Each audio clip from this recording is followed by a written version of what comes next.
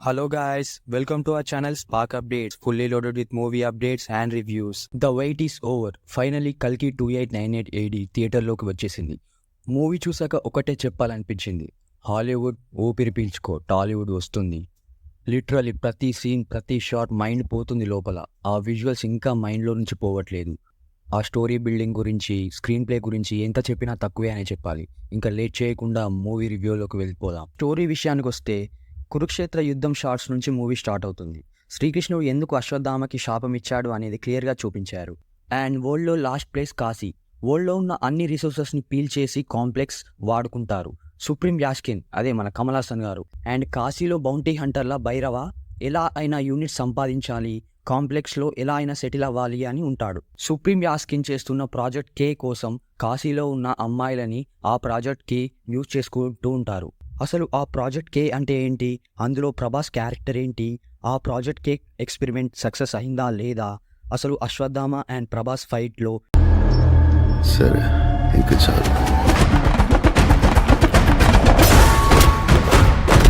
ఎవరు గెలిచారు, ఈ విషయాలు అన్నీ మీరు మూవీ చూసి తెలుసుకోవాలి. ఇక ప్రొసీడింగ్స్ విషయానికి వస్తే 3 hours movie and mythological science fiction mix చేసి 3 hours నాగిమామ ఫ్యాన్స్ ని సాటిస్ఫై చేస్తాడా లేదా అని ఒక డౌట్ ఉండేది. కానీ నాగిమామ మాత్రం నేను అవన్నీ చేసి చూపిస్తా అనేలా తీశాడు మూవీని. బేసికలీ ఇలా సైన్స్ ఫిక్షన్ మూవీలో కామెడీ అంతగా సెట్ కాదు, అదేదో ఆర్టిఫిషియల్గా అనిపిస్తుంది. కానీ నాగిమామ మాత్రం న్యాచురల్గా సిచ్యువేషనల్ కామెడీని జనరేట్ చేయడంలో సక్సెస్ అయ్యారని చెప్పాలి. మూవీలో చాలా సర్ప్రైజెస్ ప్లాన్ చేశారు అండ్ చాలా క్యామియోసే ఉన్నాయి. ఒక్కొక్క క్యామియో వచ్చినప్పుడు అందరూ చాలా ఎక్సైట్ అవుతారు. అండ్ ఎస్పెషల్లీ సాంగ్స్ని యూజ్ చేసిన విధానం మాత్రం చాలా డిఫరెంట్గా అనిపించింది. అసలు ఎక్స్పెక్ట్ చేయలేం సాంగ్స్ని ఇలా యూజ్ చేస్తారు అని. ఆ టాటకర్ సాంగ్ని అలా ప్లాన్ చేస్తారు అని. అసలు ఎక్స్ట్రీమ్ ఫ్యూచర్లో డ్యూయట్ సాంగ్ ఏంటి అని ఫీల్ ఉండే, కానీ దాన్ని కూడా పర్ఫెక్ట్గా సిచ్యువేషనల్ తగ్గట్టుగా యూజ్ చేశారు నాగిమామ. ఫస్ట్ హాఫ్ మొత్తం క్యారెక్టర్ ఇంట్రడక్షన్ అండ్ 3 worldsని ఇంట్రడ్యూస్ చేశారు.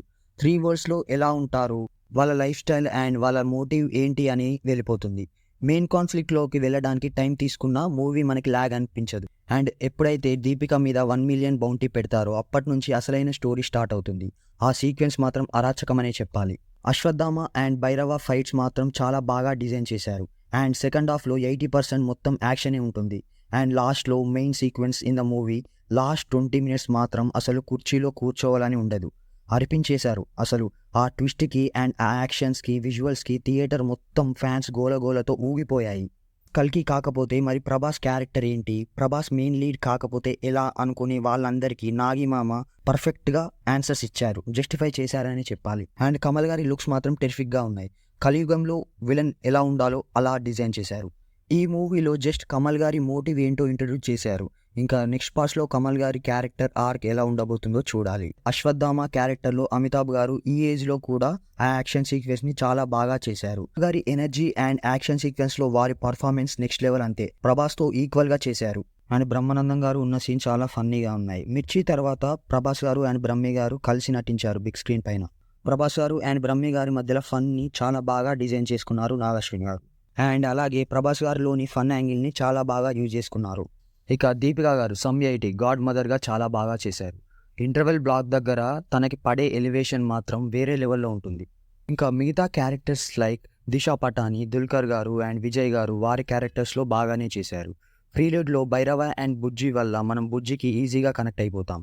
ఇంకా పశుపతి గారు as rebel, Anna Ben as Kyra, Shashwat Chatterjee as commander Manas, Rajendra Prasad and Shobana as Mariam వారి క్యారెక్టర్స్లో చాలా బాగా చేశారు. విజువల్స్ విషయానికి వస్తే హాలీవుడ్ రేంజ్ మార్క్ ఉన్నాయి ఆ విజువల్స్. కురుక్షేత్ర యుద్ధం సీక్వెన్స్ అండ్ అమితాబ్ గారి డీఏజింగ్ లుక్ చాలా బాగా చేశారు. సెకండ్ హాఫ్లో ఒక షాట్ మాత్రం నిజంగా 1 second కురుక్షేత్ర యుద్ధం చూసామా అనే ఫీల్ వచ్చింది. మనం టికెట్కి పెట్టే ప్రతి రూపాయికి జస్టిఫై చేశారు నాగశ్విన్ గారు. కొన్ని సీన్స్ ల్యాగ్ అనిపించినా నెక్స్ట్ వచ్చే హై ఇచ్చే సీన్స్ సీక్వెన్స్ వల్ల అసలు ల్యాగ్ ఫీలే ఉండదు. పర్ఫెక్ట్గా స్క్రీన్ పే రాసి ఎగ్జిక్యూట్ చేస్తే ఎలా ఉంటుందో అలా ఉంటుంది మూవీ. ఇక నెగిటివ్స్ విషయానికి వస్తే పెద్దగా నెగిటివ్స్ ఏం లేవు.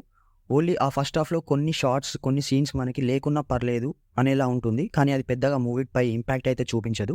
పాజిటివ్స్ విషయానికి వస్తే స్క్రీన్ ప్లే, స్టోరీ, డైరెక్షన్ అన్ని పాజిటివ్సే. చూడాలి ఇంకా ఫ్యూచర్లో కల్కి సినిమాటిక్ యూనివర్స్ నుంచి వచ్చే మూవీస్ ఎలా ఉంటాయో. ఈ మూవీకి మేము రేటింగ్ ఇవ్వడం లేదు, ఎందుకంటే ఈ మూవీకి ఎంత రేటింగ్ ఇచ్చినా తక్కువే అవుతుంది. ఇండియన్ స్టాండర్డ్స్కి మించి ఉంది ఈ మూవీ. సో ఈ మూవీకి మేము రేటింగ్ ఇవ్వడం లేదు. సరే మీరు వెంటనే టికెట్ బుక్ చేసేసుకొని వెళ్ళండి, ఫ్యామిలీస్ని కూడా తీసుకెళ్ళండి. చాలా బాగుంది మూవీ, వన్ వర్డ్ చాలా బాగుంది. బుక్ చేసేసుకోండి, వెళ్ళిపోండి మూవీకి, అంతే. That's it. మీరు ఇంకా మా ఛానల్కి సబ్స్క్రైబ్ చేసుకున్నట్టయితే ప్లీజ్ సబ్స్క్రైబ్ చేసుకోండి, లైక్ చేయండి, షేర్ చేయండి అండ్ పక్కనే ఉన్న బెల్ ఐకాన్ని నొక్కండి. మేము వీడియోస్ పెట్టగానే మీకు వెంటనే నోటిఫికేషన్స్ వస్తాయి. That's the video guys. Let's meet in our next video. Bye bye.